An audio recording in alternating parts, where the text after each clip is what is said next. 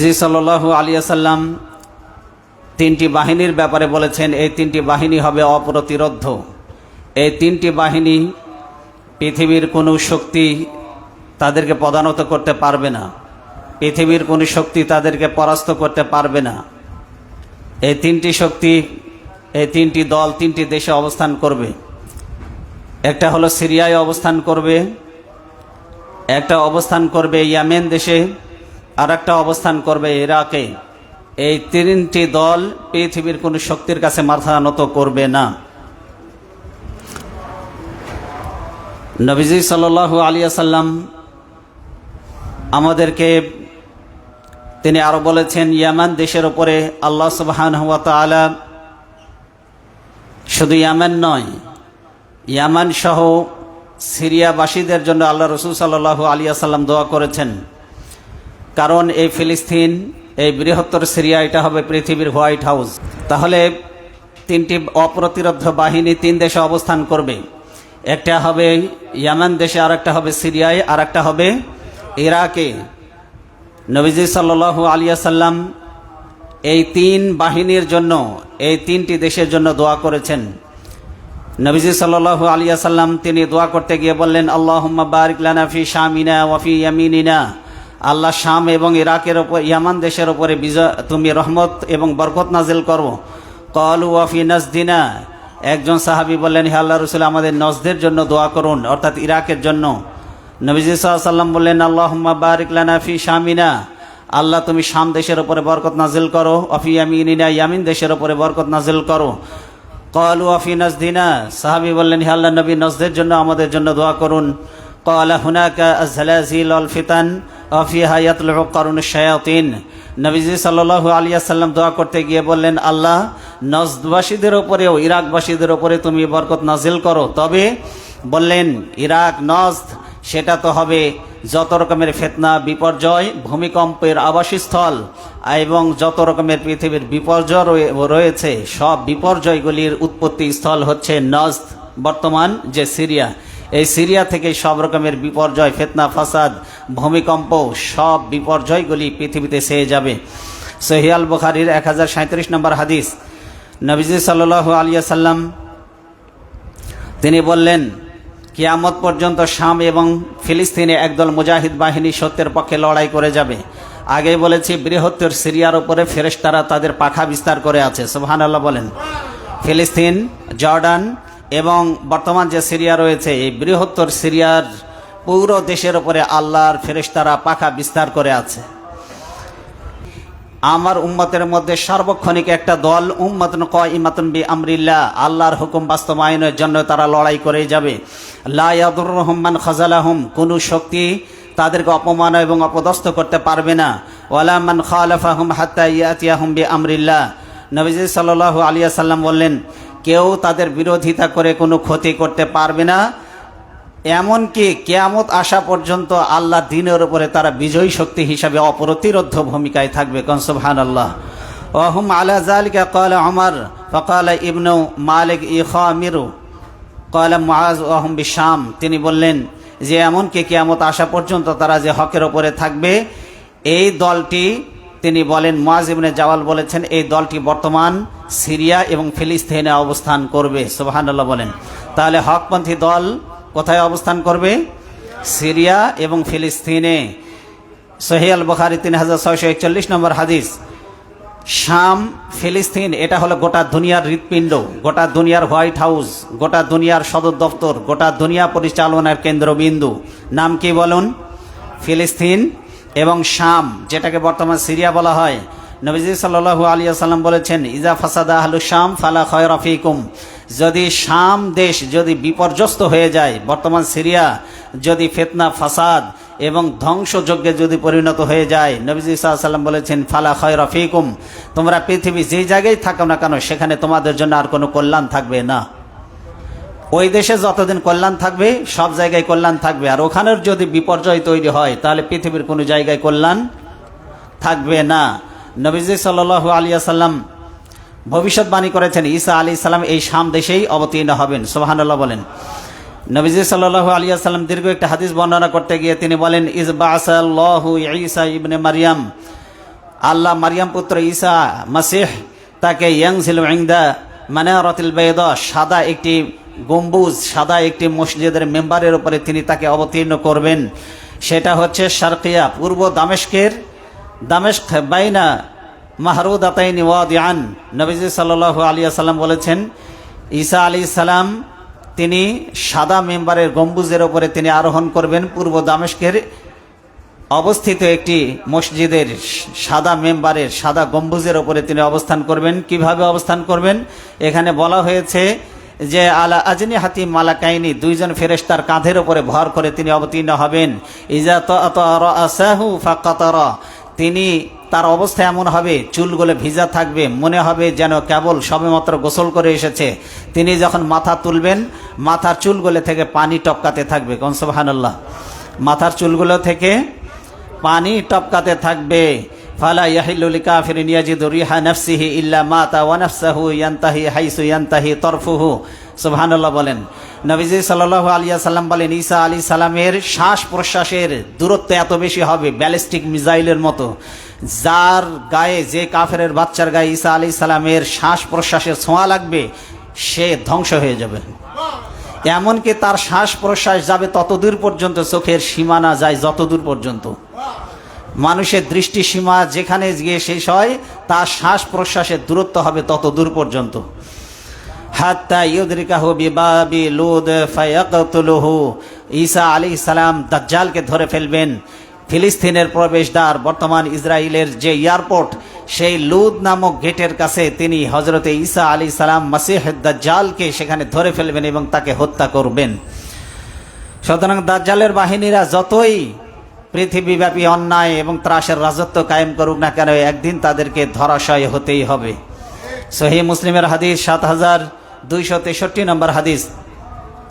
বর্তমান পৃথিবীতে মুসলিমদের মানুষের সংখ্যা টোটাল হচ্ছে ৮০০ কোটি প্লাস, অর্থাৎ 8.192, অর্থাৎ ৮০০ কোটি প্লাস হলো বর্তমান পৃথিবীতে মানুষের সংখ্যা। মুসলিমদের সংখ্যা হচ্ছে 2.45 বিলিয়ন, অর্থাৎ প্রায় ২৫০ কোটি।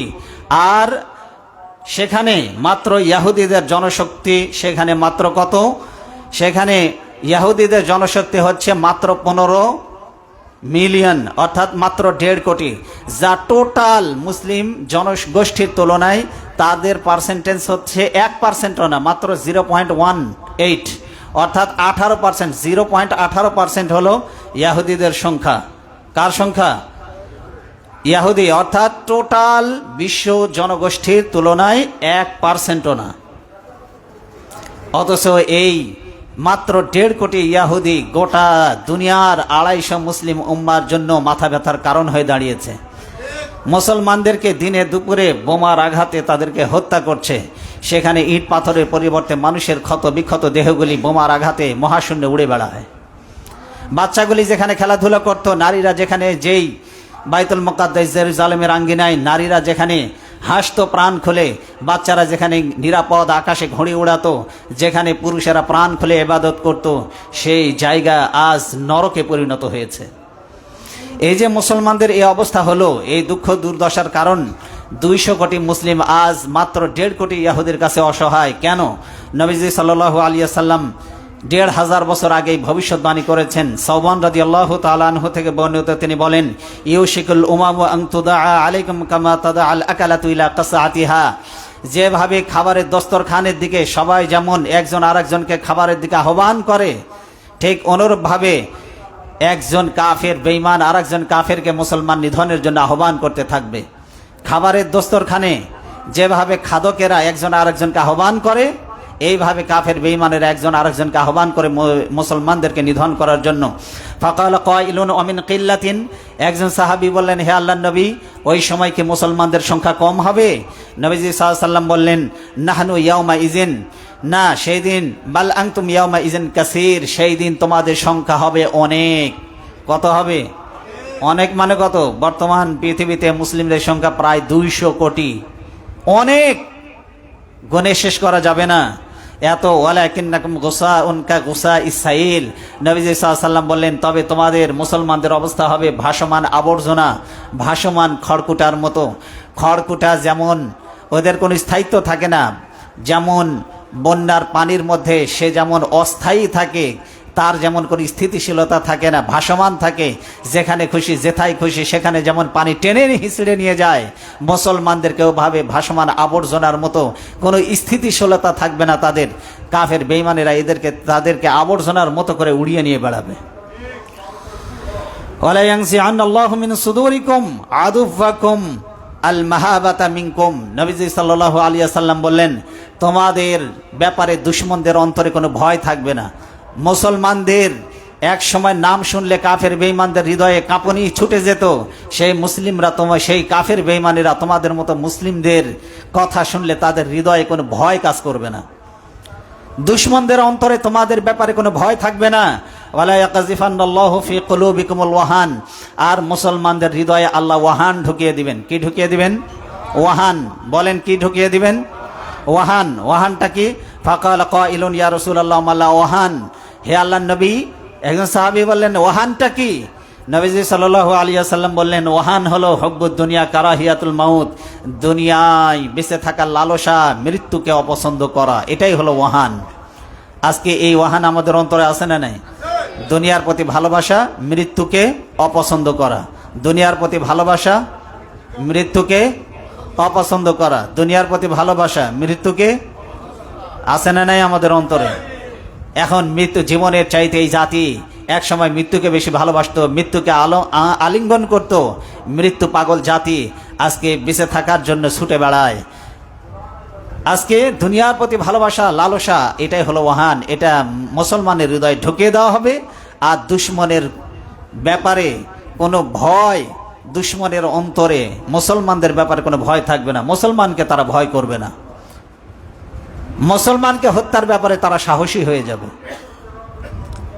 এই যে বিপর্যয় তৈরি হয়েছে, এই বিপর্যয় তৈরির একমাত্র কারণ হলো জিহাদি চেতনা থেকে দূরে সরে যাওয়া, জিহাদকে অপছন্দ করা, মৃত্যুকে বেশি অপছন্দ করা, জীবনকে বেশি ভালোবাসা।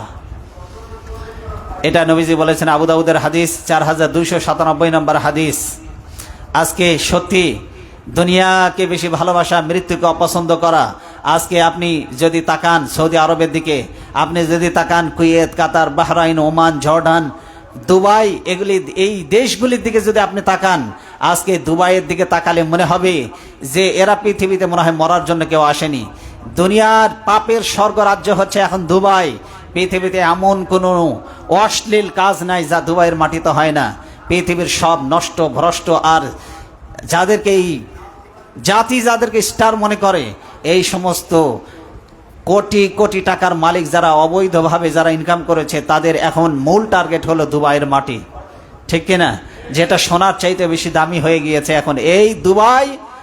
ইউরোপ, আমেরিকার মতো দেশগুলিতে এত ঘৃণ্য অপরাধ হয় না যা দুবাইয়ের মাটিতে সংগঠিত হয়।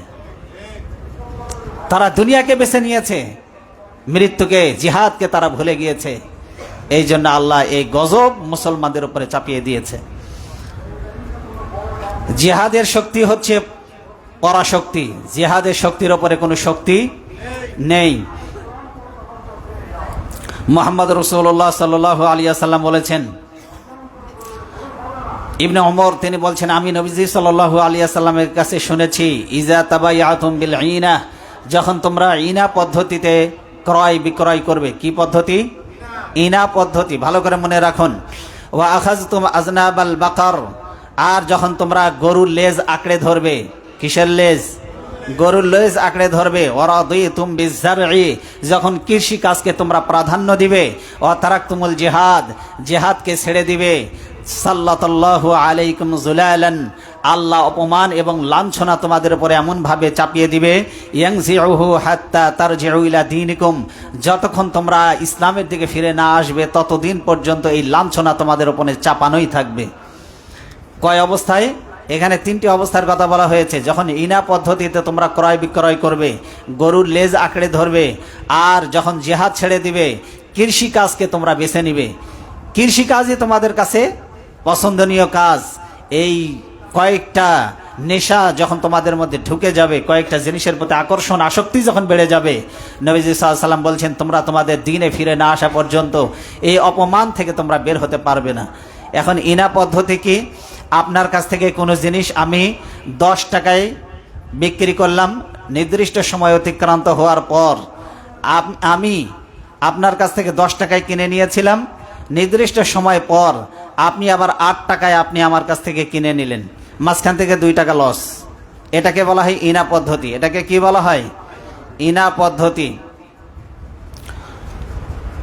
নির্দিষ্ট সময়ের জন্য কেউ কোনো জিনিস 10 টাকায় বিক্রি করলো, আর ওই সময় শেষ হওয়ার পর সে 8 টাকায় আবার কিনে নিল, এটাকে বলা হয় ইনা পদ্ধতি। এটা কিয়ামতের আগে ঘটবে। আজ মুসলিম উম্মাহ ভুলে গেছে যে মুসলিম উম্মাহ তারা বিচ্ছিন্ন কোনো জাতি নয়, তারা হলো একটি দেহের নাই। কিসের নাই? সবাইকে কথা বলতে হবে, কিসের নাই? মুসলিম উম্মাহ বিচ্ছিন্ন নয়, একটি দেহের নাই। কিন্তু মুসলিম উম্মাহ কি আজ একটা দেহের নাই নাকি বিচ্ছিন্ন? দেখেন নবীজি সাল্লাল্লাহু আলাইহি ওয়াসাল্লাম কি বলছেন। নু'মান ইবনে বশীর থেকে বর্ণিত, তিনি বলেন, মাসালুল মুমিনিনা ফি তাওয়াদ্দিহিম ওয়া তারাহুমিহিম ওয়া তাআতুফিহিম। নবীজি সাল্লাল্লাহু আলাইহি ওয়াসাল্লাম বলছেন, একজন মুসলমান আর একজন মুসলমানের প্রতি সহৃদয়তা, দয়া, করুণা, ভালোবাসার ক্ষেত্রে কেমন একটা দেহের ন্যায়। মাসালুল জাসাদ, একটা দেহের ন্যায়। ইজা ইশতাকা মিনহু আদুন, যখন কোনো একটা দেহ যখন ব্যথিত হয়, তখন তাদা আলাহু সাইরুল জাসাদি বিসাহরি ওয়াল হুম্মা। নবীজি সাল্লাল্লাহু আলাইহি ওয়াসাল্লাম বলছেন, সমস্ত দেহগুলি ব্যথিত হয়, সারা রাত বিনিদ্র রজনী যাপন করে। একটা দেহ ব্যথিত হলে মানুষ কি রাতে ঘুমাতে পারে?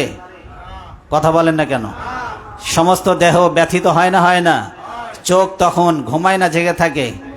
জেগে থাকে। তার মানে একজন মুসলমান যদি আক্রান্ত হয়, গোটা দুনিয়ার মুসলিমরা প্রতিশোধ না নেওয়া পর্যন্ত ক্ষান্ত হবে না। এই জাতি আজ কি সেই অবস্থায় আছে?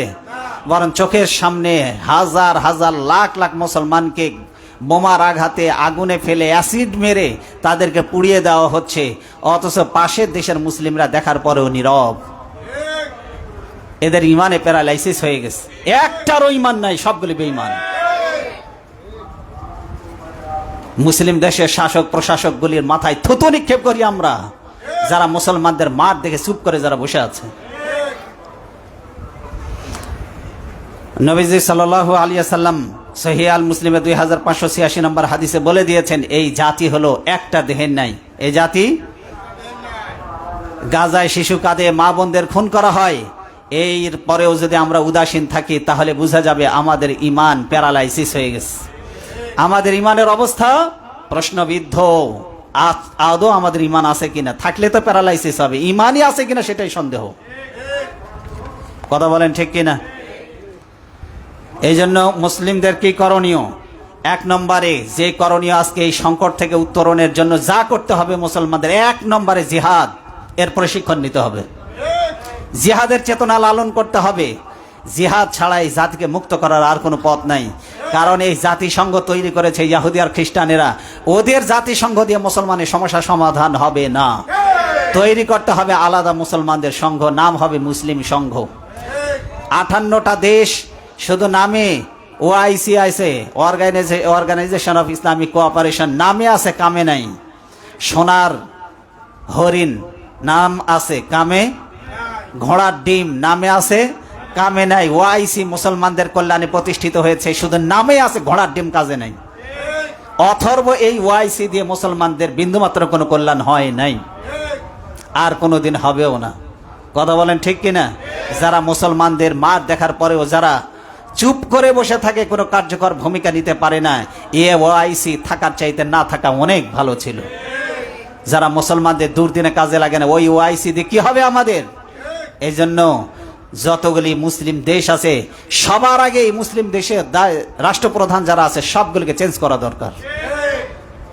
তা না হলে এই বিশ্ব মুসলিম উম্মার কোনো ভাগ্যের পরিবর্তন হবে না।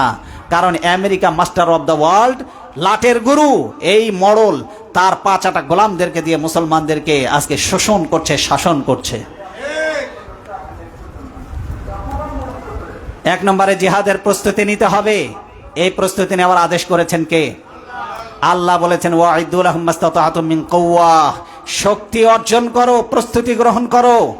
আমির রিবাতিল খাইল, শক্তি অর্জন করো, আর ঘোড়াগুলিকে প্রস্তুত রাখো। ঘোড়া প্রস্তুত রাখো, ঘোড়ার যুগে ঘোড়া প্রস্তুত রাখবেন। আর এখন ঘোড়ার যুগ নাই, এখন ব্যালিস্টিক মিসাইল প্রস্তুত রাখতে হবে। পারমাণবিক বোমা প্রস্তুত রাখতে হবে, AK-47 প্রস্তুত রাখতে হবে। প্রতিটা দেশের জনগণকে সেনাবাহিনীর প্রশিক্ষণ দিয়ে তাদেরকে সেনাবাহিনীর ভূমিকায় প্রস্তুত রাখতে হবে।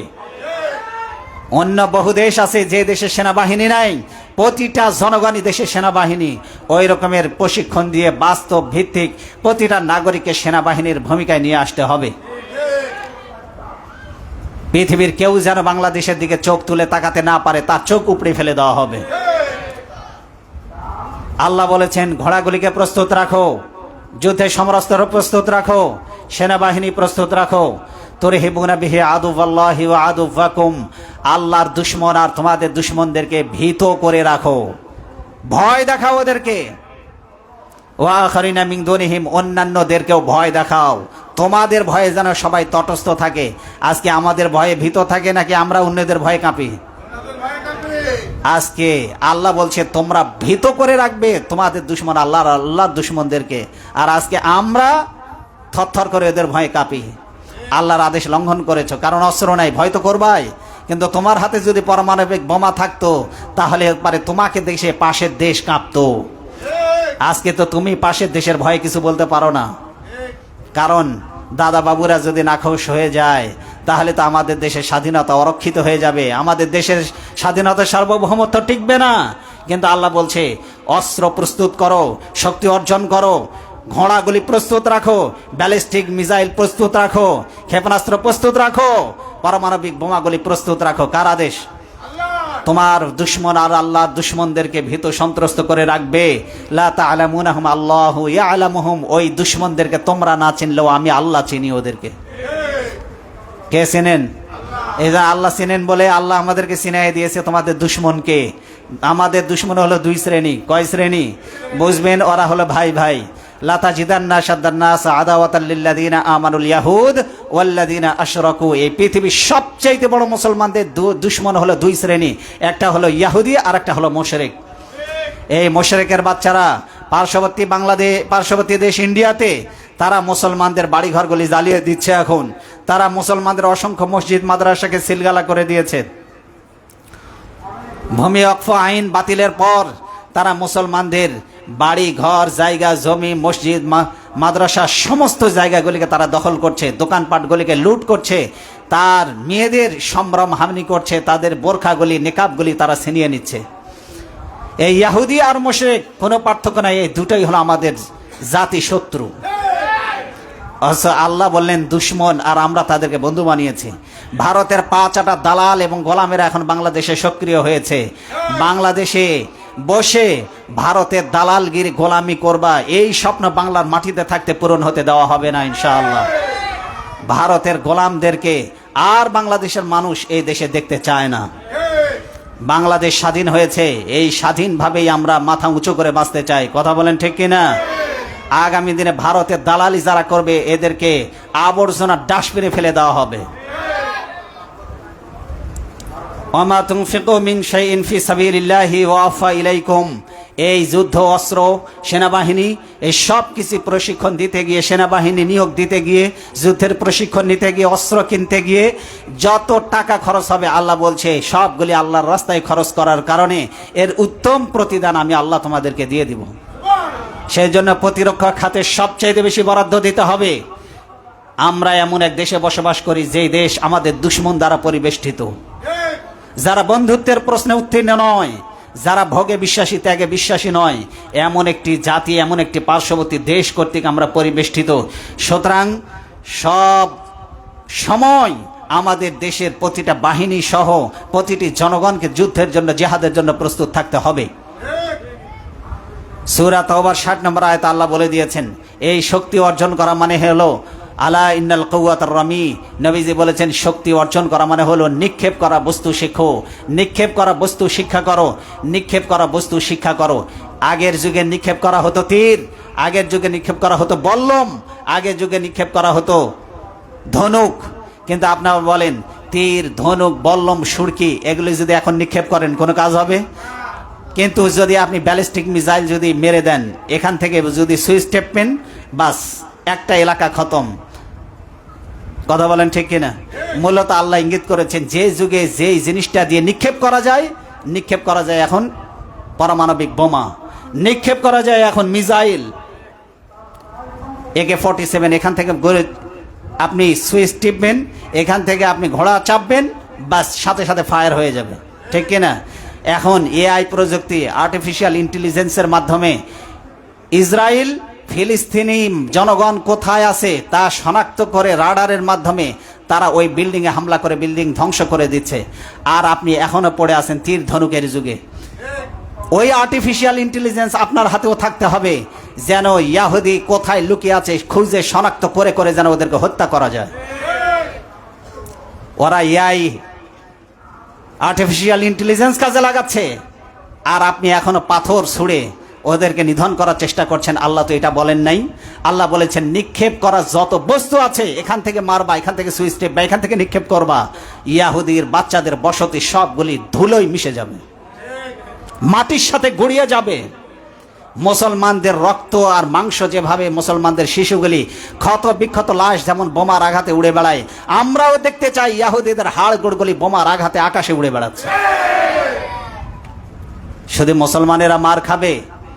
আজকে মনে হয় যেন মুসলমানদের এই দুঃখ দুর্দশা দেখে মনে হয় সিনেমার মজা নিচ্ছি আমরা, সিনেমার কোনো মুভি দেখছি। কারো মনে কোনো দুঃখ নাই, কারো কোনো মনে কোনো কষ্ট নাই। থাকবে কোত্থেকে? সবার ইমান তো প্যারালাইসিস। দুঃখ থাকবে কোত্থেকে? এই জাতি তো দোয়া করতেও ভুলে গেছে। যদি প্রশ্ন করি কয়জন আছে মুসলমান ভাইদের, ফিলিস্তিনি ভাইদের জন্য দোয়া করেছেন, প্রতিদিন দোয়া করেন, 100 জনের মধ্যে 90 জনের হাত উঠবে না। সুতরাং দোয়া করুন, প্রাণ উজাড় করে দোয়া করুন, অর্থনৈতিকভাবে সাহায্য করুন। ইয়াহুদিদের যত পণ্য আছে সবগুলি বয়কট করুন, যত পণ্য আছে অর্থনৈতিকভাবে পঙ্গু করে দিতে হবে। মুসা আলাইহিস সালাম, তার জামানায় এক ফেরাউন ছিল, আর বর্তমান জামানার ফেরাউন এই নেতানিয়াহু। ও বাচ্চাদেরকে হত্যা করেছিল মুসা আলাইহিস সালামের যুগের ফেরাউন, আর এই যুগের ফেরাউন ফিলিস্তিনি শিশুদেরকে হত্যা করছে। মুসা আলাইহিস সালাম দোয়া করেছিলেন রব্বানা তুমিস আলা আমওয়ালিহিম ওয়াশদুদ আলা কুলুবিহিম, ও আমার রব তুমি ফেরাউনের যত সম্পদ আছে সবগুলি ধ্বংস করে দাও। ফেরাউনের সম্পদ কি করে দাও? কারণ ফেরাউন যদি অর্থনৈতিকভাবে ধ্বংস না হয় তাহলে ও জুলুম করতেই থাকবে। এই নেতানিয়াহু যেই টাকা দিয়ে অস্ত্র কেনে, এই অস্ত্র কেনার টাকার উৎস যদি বন্ধ করা যায়, অস্ত্র যদি বন্ধ করে দেওয়া যায়, তাহলে অর্ধেক পঙ্গু হয়ে যাবে নেতানিয়াহু। আর সেই অস্ত্র আছে প্রতিটি জনগণের কাছে, প্রতিটি মুসলমানদের কাছে আছে সেই অস্ত্র। সেই অস্ত্র প্রয়োগ করার দরকার আছে না নাই? বলেন আছে না নাই? আছে। আল্লাহ বলছেন জিহাদ করবা, সংখ্যায় কম না বেশি, অস্ত্র কম না বেশি দেখার দরকার নেই। ইনফিরু খিফাফান ওয়া সিকালান ওয়া জাহিদু বিআমওয়ালিকুম ওয়া আনফুসিকুম ফি সাবিলিল্লাহ। অস্ত্র কম থাকুক ভারী থাকুক, জনবল কম হোক বেশি হোক, যার যা আছে তাই নিয়ে মাল আর জান নিয়ে ঝাঁপায় পড়ো আমার রাস্তায়। আল্লাহ বলছে ভয় করো, সাহায্য কে করবে? সাহায্য আসবে কোত্থেকে? আমরা তো সংখ্যায় কম, অস্ত্রপাতি কম। আল্লাহ বলছে লড়াইয়ের ময়দানে তোমরা আসো, বাকিটা সাহায্য করার দায়িত্ব আমি আল্লাহর। ওয়ালা তাহিনু ওয়ালা তাহজানু ওয়া আনতুমুল আলাউনা ইন কুনতুম মুমিনিন। আজকে মুসলমানদের বিপর্যয় দেখে আপনাদের মনে হতে পারে আমরা বুঝি শেষ হয়ে গেলাম, মাথা উঁচু করে আর কোনোদিন দাঁড়াতে পারবো না। আল্লাহ বলছে ভয় পেও না, দুশ্চিন্তা করো না, হীনবল হয়েও না, মনোবল ভেঙে ফেলো না। তোমরা যদি মুমিন হও আমি আল্লাহ তোমাদেরকে বিজয়ী করব। কে বিজয় দিবেন? ময়দানে যেতে হবে নাকি ঘরের মধ্যে থেকে? ওয়াকাফাল্লাহুল মুমিনিনাল কিতাল ওয়া কানাল্লাহু কাবিয়্যান আজিজা। লড়াইয়ের ময়দানে সাহায্য করার জন্য আমি আল্লাহই যথেষ্ট। দেখেন নাই বদরের ময়দানে ওই কাফের বেঈমানেরা যখন 1000 বাহিনী নিয়ে ঝাঁপিয়ে পড়েছিল মুসলমানদের উপরে, তখন আল্লাহ আমাদেরকে স্মরণ করিয়ে দিচ্ছেন ওমা রমাইতা ইজ রমাইতা ওয়ালাকিন্নাল্লাহ রমা। ও নবী তুমি যখন নিক্ষেপ করেছিলে এক মুষ্টি বালি নিয়ে শাহাতিল ওজুহ বলে যখন কাফের বেঈমানদের দিকে এইভাবে ছুড়ে দিলেন, ওদের নাকের মধ্যে, ওদের চোখের মধ্যে, ওদের কানের মধ্যে সবগুলি কাফের বেঈমানদের চোখে চোখে বালিগুলি পৌঁছে দেওয়ার দায়িত্ব আল্লাহ বলেন আমার কুদরত গ্রহণ করেছিল। বালি নিক্ষেপ করার কাজ তোমার, আর বালিটা পৌঁছে দেওয়ার দায়িত্ব আমার। ওদের দিকে পাথর ছুঁড়ে মারার দায়িত্ব তোমার, ব্যালিস্টিক মিসাইল ছুঁড়ে মারার দায়িত্ব আমার, আর ওটাকে আগুনের গোলায় পরিণত করে ইহুদিদেরকে বসতি সহ জ্বালিয়ে দেওয়ার দায়িত্ব আমি আল্লাহ গ্রহণ করেছি। সুতরাং ময়দানে গিয়ে খালি ঝাঁপায়ে পড়তে হবে, বাকিটা আমার আল্লাহ সাহায্য করার জন্য ওয়াদা করেছেন না করেন নাই? বলেন ওয়াদা করেছেন না করেন নাই? সমস্ত মুসলিম দেশে যদি আজ মুসলিম সংঘ থাকতো, মুসলমানদের যদি ন্যাটো জোট থাকতো, বাংলাদেশ থেকে যদি তার সেনাবাহিনী পাঠানো হতো, ওই মিশর থেকে যদি সেনাবাহিনী পাঠানো হতো, তুরস্ক থেকে যদি সেনাবাহিনীর টিম পাঠানো হতো, পাকিস্তান থেকে যদি সেনাবাহিনী পাঠানো হতো, সব 58টা দেশের মুসলিম ভূখণ্ডের প্রতিটা সেনাবাহিনী যদি আজকে ইসরায়েলের বিরুদ্ধে ফিলিস্তিনিদের পক্ষে যদি ঝাঁপিয়ে পড়তো, আল্লাহর কসম করে বলতে পারি 1 মিনিটের মধ্যে ইসরায়েলকে পৃথিবীর মানচিত্র থেকে মুছে ফেলে দেওয়া সম্ভব। কথা বলেন ঠিক কিনা? কথা বলেন ঠিক কিনা? এই পৃথিবীতে ইয়াহুদিরা আল্লাহর গজবে ধ্বংস হবেই হবে, এই বিশ্বাস আছে আপনাদের? পৃথিবীর মাটি থেকে নিশ্চিহ্ন হবে ইয়াহুদিরা, এই বিশ্বাস আছে আপনার? এই ওয়াদা আল্লাহ করেছেন, ওদেরকে আল্লাহর গজব দিয়ে আল্লাহ নিজেই ধ্বংস করে দিবেন। কিন্তু মাঝখানে এই যে ধ্বংস হচ্ছে না, এটা দায়িত্ব আল্লাহ আপনাকে আমাকে দিয়েছিলেন। ওদের বিরুদ্ধে তোমরা কি ব্যবস্থা নাও, এটা আমি দেখতে চাই। কিন্তু সেই পরীক্ষায় আমরা ফেল করেছি না পাশ করেছি? অনেক নামাজ রোজাদার, হজকারী, জাকাত পালনকারী ব্যক্তিরা আছেন, তাদের উদ্দেশ্যে বলছি, জিহাদ না করে যারা জান্নাতে যেতে চান তাদের ব্যাপারে আল্লাহর ওয়াদা শুনুন। ফাদ্দালাল্লাহুল মুজাহিদিনা আলাল বিআমওয়ালিহিম ওয়া আনফুসিহিম আলাল কাঈদিনা দারাজা। আল্লাহ বলছেন ফাদ্দালাল্লাহুল মুজাহিদিন, আল্লাহ মর্যাদা দিয়েছেন ওই মুজাহিদদেরকে যারা মাল এবং জান দিয়ে আল্লাহর রাস্তায় লড়াই করে। কাদের উপরে? যারা আলাল কাঈদিনা দারাজা, যারা বসে আছে বাড়িতে ওদের ওপরে আল্লাহ মর্যাদা দিয়েছে, যারা ময়দানে গিয়ে লড়াই করছে ওদের। আপনি অর্জন করতে পারবেন ওদের মতো কোনোদিন মর্যাদা? কোনোদিন ওদের মতো মর্যাদা অর্জন করতে পারবেন না। আপনি তো আরাম করে মরে ঘরের মধ্যে শীত হয়ে কাত হয়ে এসি রুমের মধ্যে মারা গেছেন, আর ওই বেচারা এমন ময়দানে মারা গিয়েছে, ইট পাথরের আঘাতে মারা গিয়েছে, ধুলা মলিন হয়ে পড়ে আছে দেহ, নিথর দেহ, সেখানে লাশ দাফন করার লোক নাই। ইট পাথরের চাপা, বোমার আঘাতে ইট পাথরের নিচে চাপা পড়ে সেই চাপায় ক্ষত বিক্ষত লাশগুলি, রক্তগুলি শুকিয়ে গেছে ইট আর পাথরের সাথে, আর তার লাশগুলি ক্ষত বিক্ষত হয়ে শুকুন কুড়ি কুড়ি খেয়েছে। কিন্তু আল্লাহ বলেন আমার ওই শহীদের দেহটা হয়তো ওখানে পড়ে আছে, জানাজা করার লোক নেই, দাফন করার লোক নাই, কিন্তু তুমি মরে তোমার জানাজা পড়ে দাফন করে তুমি যে জায়গায় পৌঁছাতে পারবে না, আমার ওই শহীদ বান্দাকে তার চাইতে বেশি মর্যাদা আমি দিয়ে দেব। কোনোদিন পারবেন না আপনারা ওদের মতো মর্যাদা অর্জন করতে। যারা ফিলিস্তিনে লড়াই করছে ওদের মতো মর্যাদা আপনারা আমরা কোনোদিন অর্জন করতে পারবো না। এই জন্য চেষ্টা করতে হবে লড়াইয়ের ময়দানে দিন বিজয়ের কাফেলায় শরিক হয়ে আমরাও শহীদ হতে চাই। কি হতে চাই?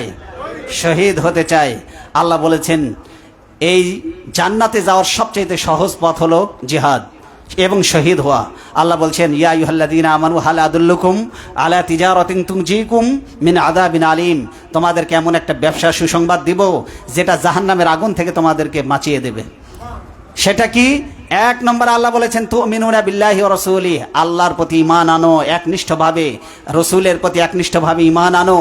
ও তুজাহিদুনা ফি সাবিলিল্লাহি বিআমওয়ালিকুম ওয়া আনফুসিকুম, আর আমি আল্লাহর রাস্তায় লড়াই করো মাল এবং জান দিয়ে, যদি করতে পারো জাহান্নামের আগুন থেকে মুক্ত করে দেব। জাহান্নামের আগুন থেকে মুক্ত, কারণ নবীজি সাল্লাল্লাহু আলাইহি সাল্লাম বলেছেন যে জাহান্নামের আগুন আর জিহাদের ময়দানের ধুলি কখনো একসাথে জাহান্নামের আগুনে একত্রিত হবে না। লাগাদওয়াতুন রাহাতুন, নবীজি সাল্লাল্লাহু আলাইহি ওয়াসাল্লাম বলেছেন একটা সকাল অথবা একটা বিকাল। লাগাদওয়াতুন আও রাহাতুন, নবীজি সাল্লাল্লাহু আলাইহি ওয়াসাল্লাম বলেছেন একটা সকাল একটা বিকাল কেউ যদি আল্লাহর রাস্তায় যদি ব্যয় করে, জিহাদ করে, তাহলে দুনিয়ার মধ্যে যত সম্পদ আছে সব সম্পদ আল্লাহর রাস্তায় দান করে দিলে যে সওয়াব হবে, এক সকাল এক বিকাল আল্লাহর রাস্তায় জিহাদ করা তার থেকে উত্তম। তার থেকেও কি বলেন? তার থেকেও উত্তম। নবীজি সাল্লাল্লাহু আলাইহি ওয়াসাল্লাম বলছেন আল্লাহর কসম আমার মন চায়, লা ওয়াদিতু, আমার মন চায়, আন্নি ওকতালু, আমি শহীদ হয়ে যাই ফি সাবিলিল্লাহ, আল্লাহর রাস্তায়, সুম্মা আহইয়া, আবার জীবিত হই, সুম্মা ওকতালু, আবার আমি শহীদ হই, সুম্মা আহইয়া, আবার আমি জীবিত হই, সুম্মা ওকতালু, আবার আমি শহীদ হই, সুম্মা আহইয়া, আবার জীবিত হই, সুম্মা ওকতালু, আবার আমি শহীদ হই, সুম্মা আহইয়া, আবার আমি জীবিত হই। 10 বার আল্লাহর নবী আকাঙ্ক্ষা করেছেন। আল্লাহর নবীর চাইতে বড় মর্যাদা আর কারো নাই। নবী হয়ে তিনিও আল্লাহর কাছে বলছেন আল্লাহ আমার মন চায়, আমি চাই আমি যেন শহীদ হই তোমার রাস্তায়। 1 বার 2 বার না, আমার মন চাই আমি 10 বার যেন শহীদ হতে পারি। নবী নবী হয়েও 10 বার শহীদ হওয়ার আশা করেন, আর আপনি আমি সারা জীবনেও একটাবার জিহাদের আশাও করলাম না। আমার একটাবার মনেও জাগলো না যে আল্লাহ তুমি আমাকে শহীদে মৃত্যু দিয়ে, জীবনে আল্লাহর কাছে বলেনও নাই আল্লাহ আপনাকে শহীদে মৃত্যু দেবে কোন কারণে। ওয়ালিয়ালামাল্লাহুল্লাযীনা আমানু ওয়া ইয়াত্তাখিযা মিনকুম শুহাদা, আল্লাহ বলছেন সবাইকে আমি শহীদের মৃত্যু দেই না, ঈমানদারদের মধ্যে বাছাই করে কিছু মানুষকে আমি শহীদের মৃত্যু দেই।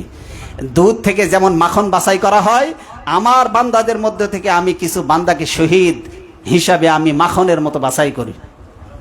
কে বলেছেন এই কথা? আল্লাহ রসুল সাল্লাল্লাহু আলাইহি ওয়াসাল্লাম, আল্লাহ বলেছেন এই কথা। নবীজি সাল্লাল্লাহু আলাইহি ওয়াসাল্লাম আরো বলেছেন,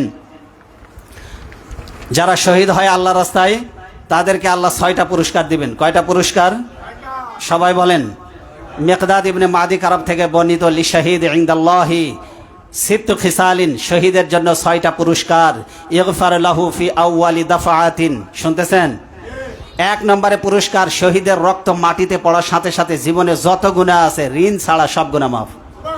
কিন্তু ঋণের গুনাহ মাফ হবে না যদি কারোর কাছ থেকে ধার নিয়ে টাকা ফেরত না দেন, কারো জায়গা জমি আত্মসাৎ করেন, শহীদ হওয়ার পরে ওটা মাফ হবে না। এছাড়া যত গুনাহ আছে শহীদ হলে পরে সব গুনাহ মাফ। ওয়ারা মাকাদাহু মিনাল জান্নাহ, শহীদ যখন হয়ে যায় তখন দুনিয়াতেই, আত্মা কবজের আগেই, তার রূহ বের হওয়ার আগেই দুনিয়াতেই আল্লাহ তাকে জান্নাতের স্থান দেখিয়ে দেন। দুনিয়াতে থাকা অবস্থায় তার জান্নাতের স্থান দেখানো হয়। ওই জারু মিন আযাবিল কবর, মুনকার নাকির শহীদের কবরে কোনোদিন আসবে না, কবরে ফিতনা থেকে, পরীক্ষা থেকে আল্লাহ তাকে মুক্ত করে দেন। 4 নম্বর হচ্ছে ওয়ায়ামানু মিন ফাযাইল আকবার, কিয়ামতের ময়দানের ভয়াবহতা শহীদ ব্যক্তিকে কখনো স্পর্শ করবে না। শহীদ ব্যক্তি কিয়ামতের ময়দানে, হাসরে ময়দান পাড়ি দেবে না, পুলসিরাত পাড়ি দেবে না, কোনো কিছুর দরকার নাই, সে সরাসরি আল্লাহর জান্নাতে চলে যাবে। আর 5 নম্বর হচ্ছে ওয়ায়ুদাউ আলা রাসিহি তাজুল ওয়াকার আল ইয়াকুতাতু মিনহা খায়রুম মিনাদ দুনিয়া মা ফিহা, আল্লাহ তাকে এমন এক মুকুট পরিধান করাবেন শহীদ ব্যক্তিকে, ওই মুকুটের একটা পাথরের দানা, একটা মুক্তার দানা, একটা হীরা মণি মুক্তার দানা, স্বর্ণের দানা, দুনিয়ার মধ্যে যত সম্পদ আছে বিক্রি করে দিলেও একটা পাথরের দাম হবে না। এমন সিংহাসন, এমন মুকুট পরিধান করাবেন আল্লাহ সুবহানাহু ওয়া তাআলা শহীদ ব্যক্তিকে। আর 6 নম্বরে নবীজি সাল্লাল্লাহু আলাইহি ওয়াসাল্লাম বলেছেন, ওয়াইজাওয়াজু ইসনাতাইনি ওয়া সাবঈনা যাওজাতাম মিন হুরিল আইন ওয়া ইয়াশফাউ মিন ফি 70 মিন আকারিবিহি। নবীজি সাল্লাল্লাহু আলাইহি ওয়াসাল্লাম বলেছেন, 6 নম্বরে শহীদ ব্যক্তির জন্য পুরস্কার হলো, শহীদ ব্যক্তিকে আল্লাহ সুবহানাহু ওয়া তাআলা জান্নাতি হুরদের মধ্য থেকে ইসনাইনি ওয়া সাবঈন, 72টা হুরের সাথে আল্লাহ রাব্বুল আলামিন জান্নাতের মধ্যে বিয়ে পড়িয়ে দিবেন। কতটা? 72টা হুরের সাথে আল্লাহ নিজে বিয়ে পড়িয়ে দিবেন।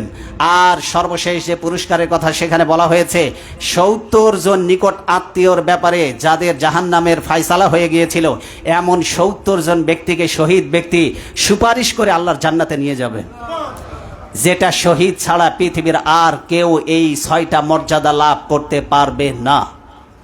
আল্লাহ তাকে, শহীদ ব্যক্তিকে এটা দিবেন। জামিয়া তিরমিজি 1663 নম্বর হাদিস। এত ফজিলত, তারপরে জাতির মধ্যে জিহাদের কোনো চেতনা নাই, জিহাদের কোনো আকাঙ্ক্ষা নাই। অন্তর থেকে জিহাদ কামনা করুন। নবীজি সাল্লাল্লাহু আলাইহি ওয়াসাল্লাম বলেছেন, অন্তর থেকে কেউ যদি জিহাদের তামান্না লালন করে, বিছানায়ও যদি তার মৃত্যু হয়, আল্লাহ শহীদের মর্যাদা পর্যন্ত তাকে পৌঁছায় দিবেন। ইচ্ছা আছে আপনাদের? নবীজি সাল্লাল্লাহু আলাইহি ওয়াসাল্লাম বলেছেন, মান মাতা ওয়া লাম ইয়াগজু ওয়া লাম ইউহাদ্দিস বিহি মাতা আলা শু'বাতিন মিনান নিফাক, যে জিহাদের আকাঙ্ক্ষা লালন করে না তার মৃত্যু হবে মুনাফিকের মৃত্যু। এত ভয় পান শহীদের মৃত্যু, না জানি কত কষ্ট। না, নবীজি সাল্লাল্লাহু আলাইহি ওয়াসাল্লাম বলেছেন জিহাদের মৃত্যু কেমন। নবীজি সাল্লাল্লাহু আলাইহি ওয়াসাল্লাম বলছেন, মা ইয়াজিদু শাহীদু মিন মাসিল কাতলি ইল্লা কামা ইয়াজিদু আহাদুকুম মিন মাসিল কারসা, কোন পিপিলিকা, কোন পিঁপড়া কাটলে যতটুকুন তোমাদের ব্যথা হয়, শহীদের মৃত্যু এর চাইতে বেশি ব্যথা উপলব্ধি করবে না। একটা পিপিলিকা কাটায় যতটুকুন যন্ত্রণা, শহীদের মৃত্যু এর থেকে বেশি কিছু নয়। মরতে হবে না? হবে না। নবীজি সাল্লাল্লাহু আলাইহি ওয়াসাল্লাম মৃত্যুর সময় বলেছিলেন, মনে হচ্ছিল ওহদ পাহাড়টা আমার বুকের উপরে চাপিয়ে দেওয়া হয়েছে। মৃত্যু যন্ত্রণা আপনাকে ভোগ করতেই হবে। যদি মৃত্যু যন্ত্রণা ভোগ করতে না চান, শহীদের মৃত্যু হলো আপনার জন্য উত্তম মাধ্যম। কারণ এর থেকে ভালো কোনো মৃত্যুর আর কোনো মাধ্যম হতে পারে না। কারণ এই মৃত্যুতে কোনো যন্ত্রণা নাই। সামান্য একটা পিপিলিকে একটা ইঞ্জেকশন দেওয়ার মতো যে যন্ত্রণা, শহীদের মৃত্যু এর থেকে বেশি কিছু নয়। বলা হয়েছে জামিয়া তিরমিজির 1668 নম্বর হাদিস। এখন আসুন, আমি 1 থেকে 2 মিনিটে আমি আপনাদের খেদমতে আরজ করতে চাই। আমাদের মুসলিম ফিলিস্তিনি ভাইদের জন্য 3টা দফা কর্মসূচির কথা আমি বলেছি। সবাই বলেন 1 নম্বরে দোয়া। সবাই বলেন 1 নম্বরে দোয়া, প্রতিদিন দোয়া থেকে যেন মিস না হয়। 2 নম্বরে হচ্ছে অর্থনৈতিকভাবে সাহায্য, নির্ভরযোগ্য সূত্রে যদি পাঠানোর ব্যবস্থা থাকে অর্থনৈতিক সাহায্য পাঠাবেন। আর 3 নম্বরে পণ্য বর্জন, অর্থনৈতিকভাবে ইসরায়েলকে পঙ্গু করতে হবে। ইসরায়েলি যত কোম্পানি আছে, এর সহযোগী যত কোম্পানি আছে, সবগুলির ওপরে অর্থনৈতিক অবরোধ আমরা আরোপ করব। পারা যাবে না? ভালো করে শুনে রাখেন। পেপসুডেন্ট এটা হলো ইসরায়েলি পণ্য। Pepsi, Coca Cola, Fanta, Mirinda, Sprite, 7 up এগুলি হচ্ছে ইসরায়েলি পণ্য। তারপরে পানির মধ্যে অ্যাকোফিনা এবং কিনলে, অ্যাকোফিনা এবং কিনলে এই দুটো হলো ইসরায়েলি পণ্য। এর মধ্যে শ্যাম্পুর মধ্যে আছে ক্লিয়ার শ্যাম্পু, আছে সানসিল্ক শ্যাম্পু, আছে ডাভ শ্যাম্পু, এগুলো সাবানের মধ্যেও আছে, ডাভ সাবান আছে, আছে না নাই? সুতরাং বয়কট করতে হবে এগুলি। পাউডারের মধ্যে সার্ফ এক্সেল এবং রিন পাউডার এবং হুইল পাউডার, কয়টা বলেছি? সার্ফ এক্সেল, হুইল এবং রিন, এগুলো হলো ইসরায়েলি পণ্য। লোশনের ক্ষেত্রে ভ্যাজলিন, পন্ডস, ডাভ, তারপরে গ্লো অ্যান্ড লাভলি, এটা হলো ইসরায়েলি পণ্য। এরপরে বেবি লোশন, জনসেন্স, এটা হলো ইসরায়েলি পণ্য, এটা বয়কট করতে হবে। এর পরিবর্তে বাংলাদেশি পণ্য মেরিল বেবি লোশন আছে, সেটা ব্যবহার করতে পারেন। 8 নম্বরে ম্যাগি নুডলস, এটা বয়কট করতে হবে। ম্যাগি নুডলস খাওয়া যাবে না, এটা ইসরায়েলি কোম্পানির পণ্য। এরপরে হচ্ছে পটেটো যে চিপসগুলি আছে, এর মধ্যে একটা হচ্ছে লেস আর একটা হচ্ছে অরিও, এটা হলো লেস এবং অরিও, এই দুটো হলো চিপসের মধ্যে। বাচ্চারা এগুলি পছন্দ করে, এগুলি কখনো কিনে দিবেন না। এরপরে হলো আপনার কিটক্যাট, এটা হলো চকলেট, এটা আপনার ইসরায়েলি পণ্য। তারপরে নেসলে, হ্যাঁ, স্নিকার্স, এটা হলো ইসরায়েলি পণ্য। এগুলি আপনাদেরকে বন্ধ করতে হবে, বর্জন করতে হবে। তারপরে হলো লিপটন আছে, নেসক্যাফে আছে, তারপরে কফি মেট আছে, এগুলো হলো ইসরায়েলি পণ্য। নেসক্যাফে এবং লিপটন এগুলো হলো ইসরায়েলি পণ্য, এগুলো বর্জন করতে হবে। সাবানের মধ্যে আছে লাক্স সাবান, এটা হলো ইসরায়েলি পণ্য। তারপরে লাইফ বয়, এটা হলো ইসরায়েলি পণ্য। হ্যান্ড ওয়াশের মধ্যেও লাইফ বয় আছে, সাবানের মধ্যেও আছে।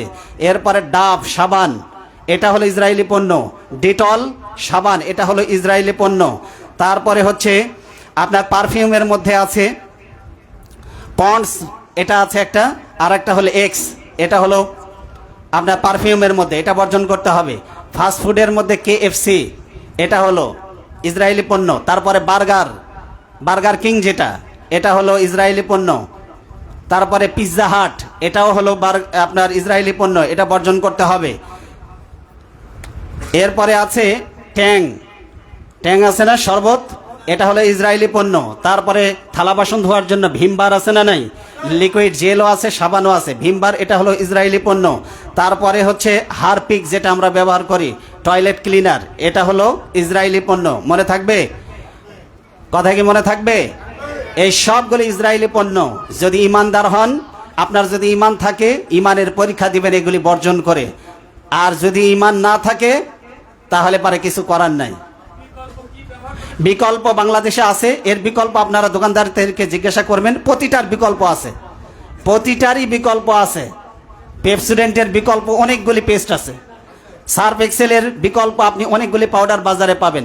ওইটা বাদ দিয়ে বাংলাদেশি যত পণ্য আছে, যেমন কিয়া আছে, আপনারা ব্যবহার করতে পারেন। তিব্বত আছে, আপনারা ব্যবহার করতে পারেন, আছে না নাই? সাবান, ডাভ সাবানের বিকল্প নেই? কি সাবান আছে? তিব্বত সাবান আছে, মেরিল আছে, কিয়া আছে। আপনারা যে কোনো একটা বিকল্প ব্যবহার করবেন। ইসরায়েলি কোনো পণ্য যত ভালো হোক, একজন ইমানদার এটা জানার পরে আর কিনতে পারে না। যদি কেনে, বুঝবেন ওইটার ইমান নাই, ওইটার ইমান, ওটা হলো মুসলমান নামের বেঈমান, ওইটার ইমান আগেই শেষ হয়ে গেছে। এই জন্য দোকানদারদেরকেও বলবো, যারা আছেন এগুলি পণ্য বর্জন করেন, যদি থেকে থাকে ওগুলো ফেরত দেন, নষ্ট করেন না, ওগুলো ফেরত দেন। আর পারবো তো ইনশাআল্লাহ? পারা যাবে ইনশাআল্লাহ? পারবেন কারা কারা? শুধু তারা আল্লাহকে হাত তুলে দেখান। আল্লাহ এই ওয়াদা মৃত্যু পর্যন্ত পালনে তৌফিক দাও। হাযা মা ইনদি ওয়াল ইলমু ইনদাল্লাহ আলাইহি তাওয়াক্কালতু ওয়া ইলাইহি উনীব। আল্লাহ আমাদের সবাইকে ঈমানের উপর অবিচল রাখুন।